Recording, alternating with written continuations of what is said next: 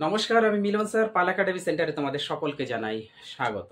আজকে ক্লাস 10 এর লাইফ সায়েন্সের তোমাদের প্রাণী হরমোনের 4 নাম্বার পার্ট নিয়ে সম্পূর্ণ বিস্তারিত আলোচনা করতে চলেছি। এর আগে তোমাদের আমি প্রাণী হরমোনের পার্ট 1, পার্ট 2, পার্ট 3 তিনটে ক্লাস অলরেডি আপডেট দিয়ে দিয়েছি। যারা এখনো পর্যন্ত দেখোনি হরমোনের এই তিনটে পার্ট, তারা একটু দয়া করে এই তিনটে পার্ট দেখবা। আর আজকে যে 4 নাম্বার পার্ট শুরু হতে চলেছে, এই 4 নাম্বার পার্ট হলো তোমাদের হরমোন অধ্যায়ের শেষ পার্ট। এই 4 নাম্বার পার্টে কিছু কোশ্চেন তোমাদের বাকি ছিল, সেই কোশ্চেনগুলি আজকে সম্পূর্ণ বিস্তারিত আলোচনা করব। তাহলে চলো আর বেশি কথা বাড়াবো না, আমরা সরাসরি চলে আসি এবার প্রথম যে কোশ্চেন, সেই কোশ্চেনটি। প্রথম কোশ্চেনটি যদি একটু খেয়াল করো, তাহলে কিন্তু লেখা আছে এসটিএইচ বা জিএইচ। এসটিএইচ তোমরা সকলেই জানো যে সোমাটোট্রফিক হরমোন, যার আরেকটি নাম হচ্ছে গ্রোথ হরমোন। এই হরমোন স্বাভাবিকের তুলনায় কম যদি ক্ষরিত হয়, স্বাভাবিকের তুলনায়, তার মানে আমাদের শরীরে যতটুকু ক্ষরিত হওয়ার কথা তার থেকেও যদি কম ক্ষরিত হয়, তাহলে সেক্ষেত্রে কি সমস্যা তৈরি হবে বা দেখা দেবে আমাদের শরীরে।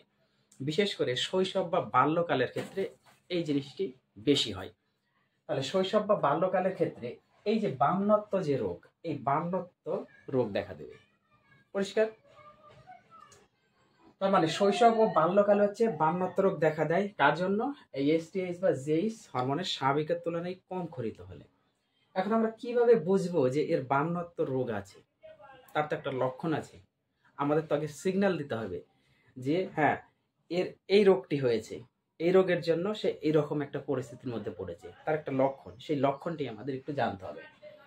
দেখো, শিশুর অস্থি, অস্থি মানে তোমরা সকলেই জানো যে হাড়, বোনস যেটাকে বলা হয়। তাহলে শিশুর অস্থি আর যে পেশি, এর বৃদ্ধিতে কি হবে? ব্যাহত ঘটাবে, মানে ব্যাঘাত ঘটায়, এদের পুষ্ট হতে দেয় না। কে? এই এসটিএইচ বা জিএইচ হরমোন। তার মানে প্রাপ্তবয়স্ক অবস্থায় দৈর্ঘ্য 3 ফিটের কাছাকাছি হয়। দেখো, শৈশবকাল একটা শিশু যখন প্রাপ্তবয়স্ক হয়, তখন তার দৈর্ঘ্য মাত্র 3 ফিট। এই 3 ফিটের উপরে যাবে না, এতটুকুই দৈর্ঘ্য হয়। কিসের জন্য হয়? এই এসটিএইচ বা জিএইচ হরমোনের স্বাভাবিকের তুলনায় কম যদি ক্ষরিত হয়, তাহলে সেক্ষেত্রে হবে। আর একটা কি? গৌণ যৌন লক্ষণের বহিঃপ্রকাশ দেরিতে ঘটে। এদের যে যৌন লক্ষণের যে বহিঃপ্রকাশ, গৌণ জননের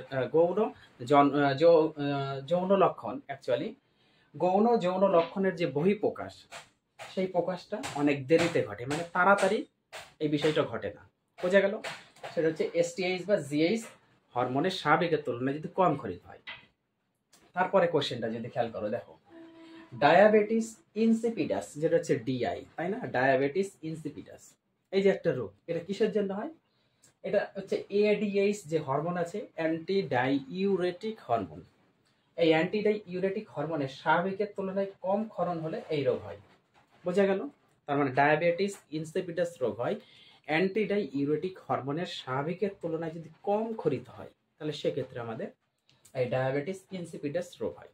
এখন এর লক্ষণটা কি? লক্ষণ দৈনিক মানে হচ্ছে প্রত্যেক দিন 10 থেকে 15 লিটার লঘুমূত্র নির্গত হয়। তার মানে এক ব্যক্তি তার শরীর থেকে প্রত্যেকটা দিন 10 থেকে 15 লিটার লঘুমূত্র নির্গত করে। বোঝা গেল? তারপরে রোগী প্রবল তৃষ্ণা অনুভব করে। একজন ব্যক্তির শরীর থেকে যদি 10 থেকে 15 লিটার মূত্র যদি নির্গত হয়, তাহলে সেই ব্যক্তির ঘন ঘন পিপাসা পাবে। এই জন্যই হচ্ছে তার প্রবল তৃষ্ণা, বা সে প্রবল তৃষ্ণা অনুভব করে। বোঝা গেল? এবার এটা কিসের জন্য হয়? একমাত্র এডিএইচ হরমোনের স্বাভাবিকের তুলনায় যদি কম ক্ষরিত হয়। রোগটা হচ্ছে ডায়াবেটিস ইনসিপিডাস। ক্লিয়ার? তারপরে দেখো গলগণ্ড রোগ। গলগণ্ড রোগ এটা কিসের জন্য হয়? থাইরক্সিন হরমোনের কম ক্ষরণে। আমাদের যে থাইরক্সিন হরমোন আছে, এই থাইরক্সিন হরমোনের কম ক্ষরণ হচ্ছে ওই গলগণ্ড রোগ হয়, গলাতে রোগ হয়। এবার অধিক ক্ষরণে, এটা হচ্ছে কম ক্ষরণে, গলগণ্ড রোগ হচ্ছে কম ক্ষরণে। এবার যদি বেশি ক্ষরিত হয়, তখন দেখো গ্রেপ বর্ণিত বা বহুচক্ষু গলগণ্ড হয়। গ্রেপ বর্ণিত অথবা বহিচক্ষু যে গলগণ্ড রোগ, সেই রোগটা হয়। বোঝা গেল? একটা হচ্ছে কম ক্ষরণে, আর এটা হচ্ছে বেশি ক্ষরণে। এখন এই রোগের, এই দুটো রোগের একটু লক্ষণ আমরা পড়ব। দেখো, যেমন গলগণ্ড রোগের যে লক্ষণ সেটা হচ্ছে কি থাইরয়েড গ্রন্থির অস্বাভাবিক বৃদ্ধির কারণে আমাদের যে থাইরয়েড গ্রন্থি আছে, সকলেই জানো যে ঘাড়ের সাইডে বা গলাতে আমাদের যে থাইরয়েড গ্রন্থি, সেই থাইরয়েড গ্রন্থি অস্বাভাবিক বৃদ্ধির কারণে গ্রীবা অঞ্চলটা ফুলে যায়। যখনই ফুলে যাবে তখন তো স্বাভাবিক হবে, স্বাভাবিক হচ্ছে আমাদের গলগণ্ড রোগ দেখা দিবে।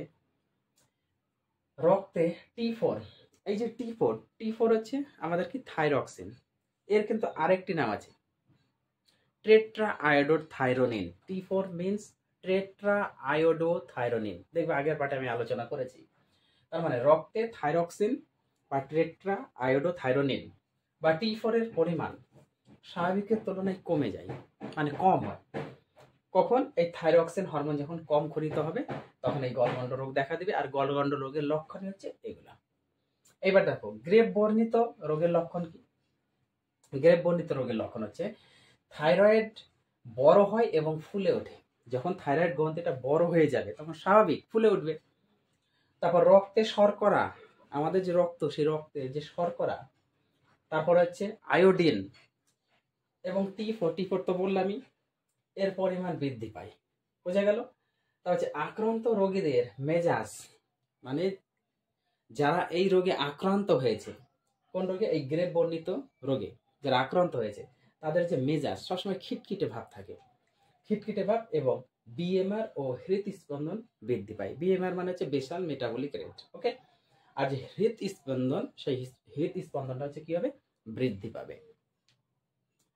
এই হচ্ছে তোমাদের এসটিএইচ বা গ্রোথ হরমোন, এডিএইচ, আর একটা হচ্ছে তোমাদের থাইরক্সিন। এই হচ্ছে তোমাদের এতটুকু ছিল। কিন্তু আজকে মেন যে টপিকস, সেই টপিকস হচ্ছে অন্তঃক্ষরা গ্রন্থি আর বহিঃক্ষরা গ্রন্থির পার্থক্য। এই পার্থক্যটা একটু জানতে হবে। আর একটা কোশ্চেন তোমাদের, উদ্ভিদ হরমোন এবং প্রাণী হরমোনের মধ্যে কি পার্থক্য আছে, এই বিষয়টা দেখবা যে তোমাদের বইয়ের মধ্যে সুন্দরভাবে সেখানে ব্যাখ্যা করা আছে। ওখানে না বোঝার কিচ্ছু নেই, কারণ আমি প্রথম থেকে একদম আলোচনা করে এসেছি উদ্ভিদ হরমোন প্রাণী হরমোন নিয়ে। তোমরা নিজেরাই পারবা। উদ্ভিদ হরমোন কোথা থেকে উৎপন্ন হচ্ছে, প্রাণী হরমোন কোথা থেকে উৎপন্ন হচ্ছে, হয়ে গেল একটা একটা। প্রাণী হরমোন কি প্রকৃতির হয়, উদ্ভিদ হরমোন কি প্রকৃতির হয়, দুটা দিয়ে দিবা। আরও দেখবা দুই একটা তোমরা নিজেরাই পারবা যদি পার্থক্যটা পড়ো, ওকে।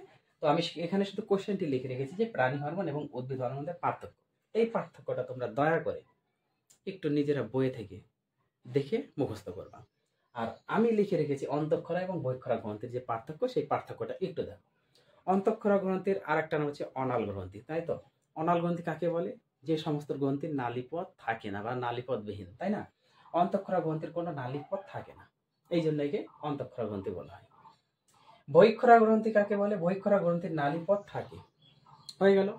এবার অন্তঃক্ষরা গ্রন্থির তোমরা কিছু উদাহরণ দিতে পারতা, কি কি হয় সকলেই জানো।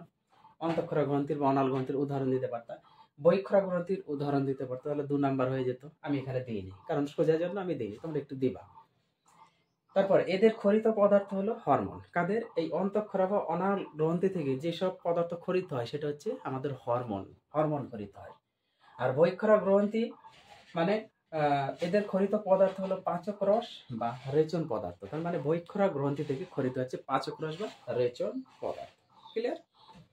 তারপরে এদের খরিত পদার্থ, এদের বলতে অন্তঃক্ষরা বা অনাল গ্রন্থির খরিত পদার্থ টার্গেট কোষের উপর কাজ করে, একটা টার্গেট কোষের উপর গিয়ে কাজ করে এই অনাল গ্রন্থি। আর বহিঃক্ষরা গ্রন্থি এদের খরিত পদার্থ নির্দিষ্ট বস্তুর উপর কাজ করে। বোঝা গেল? তাহলে এই হচ্ছে তোমাদের হরমোনের যতগুলা পার্ট ছিল, আর যত ধরনের কোশ্চেন বা যে ধরনের বেসিক সম্পূর্ণ আমি আলোচনা করে দিলাম। পার্ট 1, পার্ট 2, পার্ট 3, পার্ট 4, এটা হচ্ছে প্রাণী হরমোনের। এর আগে তোমাদের উদ্ভিদ হরমোনের পার্ট আমি দিয়েছি। হরমোনের টোটাল পার্ট হয়ে গেল উদ্ভিদ এবং প্রাণী হরমোন। এগুলো নিয়ে তোমরা একদম সুন্দরভাবে পড়াশোনা করো।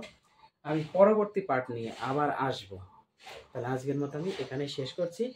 আরেকটি কথা, যদি এই ক্লাসটি তোমাদের সকলের ভালো লেগে থাকে তাহলে অবশ্যই আমাকে সুন্দরভাবে এবং রেসপেক্টফুলিভাবে একটা কমেন্ট করে যাবা। ক্লাসটি ভালো লাগে একটা লাইক দিবা। আর যারা নতুন দেখছো আমার চ্যানেলে, তারা দয়া করে চ্যানেলটাকে একটু সাবস্ক্রাইব করে যাবে আর বেশি বেশি একটু শেয়ার করে দিবা। তোমাদের যদি উপকৃত হয় বা তোমরা যদি উপকৃত পাও, তাহলে অন্যদের একটু উপকৃত হওয়ার সুযোগ করে দাও। সুযোগ কিভাবে করতে হবে? ক্লাসটাকে একটু শেয়ার করে দিতে হবে, তবেই তারা উপকৃত হবে। তো তোমাদের কাছে এতটুকুই অনুরোধ, পারলে এই কাজটা একটু করে দিবা। এগুলো করতে কোনো ধরনের পয়সা লাগে না, একদম ফ্রি ফ্রি। যাই হোক, তাহলে তোমরা এগুলো ক্লিয়ার করো, আমি আবার আসবো পরবর্তী পার্ট নিয়ে। তাহলে আজকের মতো এখানেই শেষ।